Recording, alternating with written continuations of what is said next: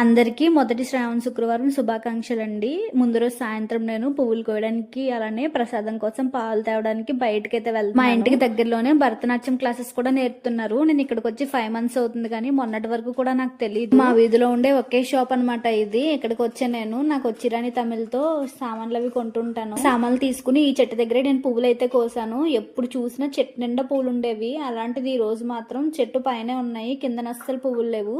ఒక 5 పువ్వులు దొరికాయి. ఇంటికి వచ్చి కాఫీ కలుపుకుని తాగిన తర్వాత పనులన్నీ చేసుకుంటప్పటికి 8 o'clock అయింది. మధ్యాహ్నం నుంచే స్టార్ట్ చేద్దాం అనుకున్నాను. అనుకోకుండా ఫోన్ చూసుకుంటూ నిద్రపోయాను. ఇంకా లేచేసరికి ఈవినింగ్ 5:30 అయింది. ఇంక అప్పుడే మొత్తం పనులన్నీ స్టార్ట్ చేసుకున్నాను. అంతా క్లీన్ చేసేసరికి నా తలప్రాణం తోకొచ్చింది. ఇంకా తర్వాత రోజు మార్నింగే లేచి స్నానం వచ్చేసిన తర్వాత ఇలా ప్రసాదం అయితే తయారు చేసుకున్నాను.